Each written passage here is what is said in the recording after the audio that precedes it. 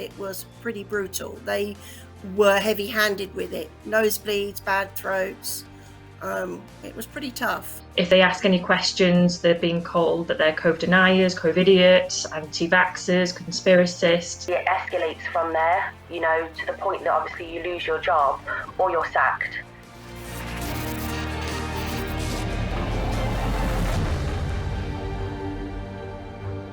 I've worked in care for 30 years now, and last year was probably the worst time ever.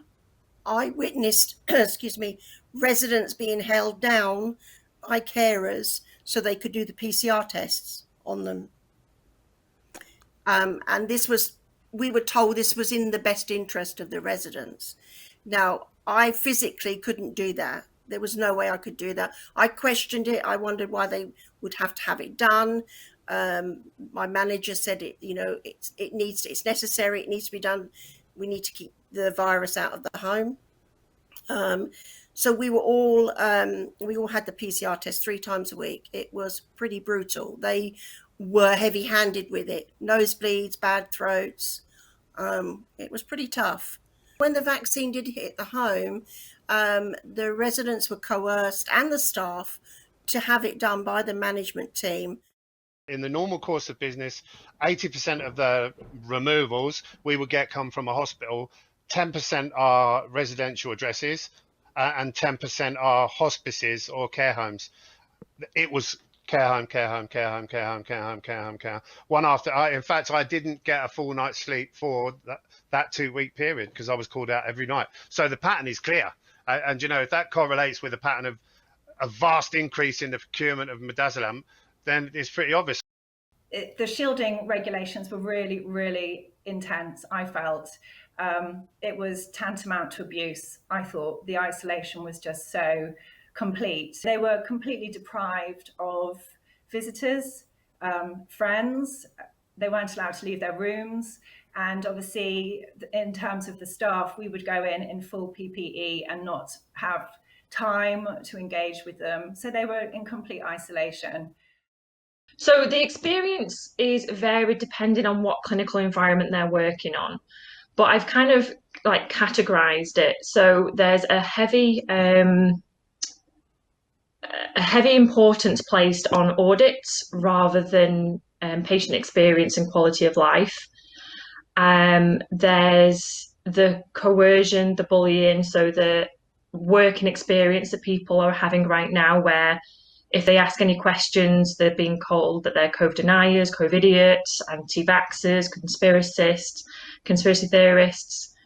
And that's not opening debate, it's not opening conversation. A colleague nurse said that it's become like COVID-centred care rather than person-centred care.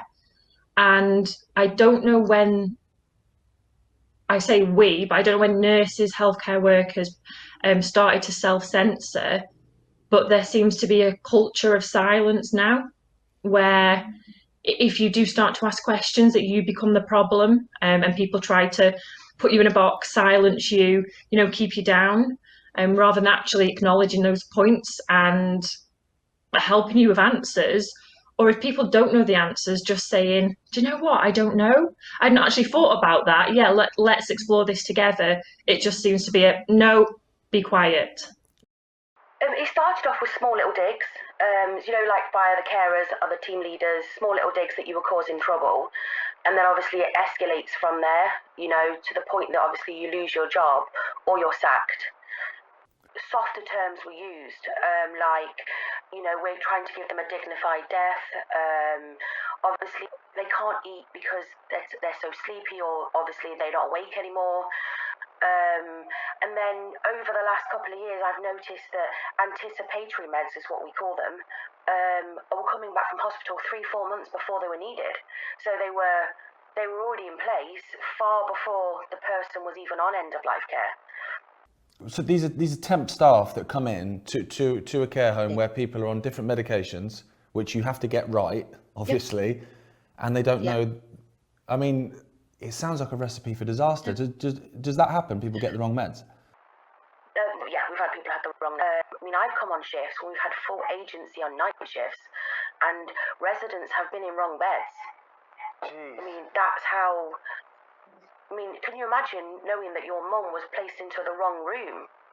And I'm guessing then that the drugs are kind of, the charts and stuff apply to the room, because these people are elderly. Some of them, I imagine, would be suffering from dementia and stuff. They're not going to be telling the nurse what drugs they're on, so it will be on the chart. So if you're in the wrong room, you're going to get the wrong drugs. Yeah, that's what my argument is. She had to go into hospital after breaking her hip. She was in there for 2 weeks. I was allowed to go in every day because she had dementia and she was partially sighted and hard of hearing.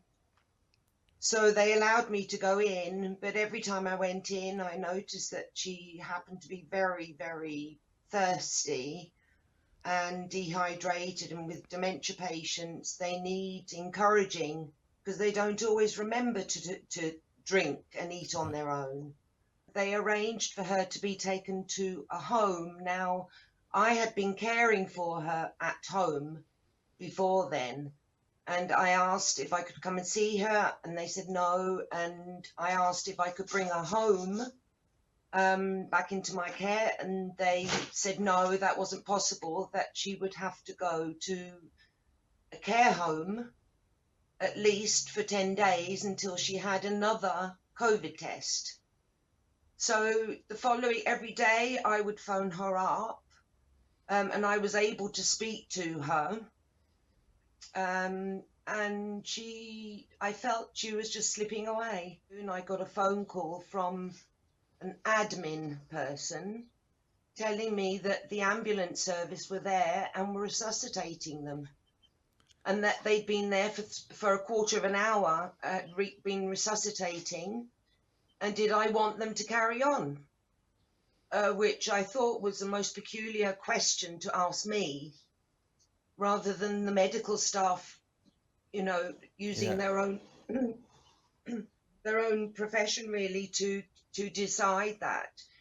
So I said, no, quarter of an hour is enough. And I said, what happened to him afterwards? And he said, I don't know. She was on her own for an hour, so I'm not sure. And this was after them telling me, reassuring me that the patients there are looked after and everybody is seen to every 20 minutes because they're all in separate rooms.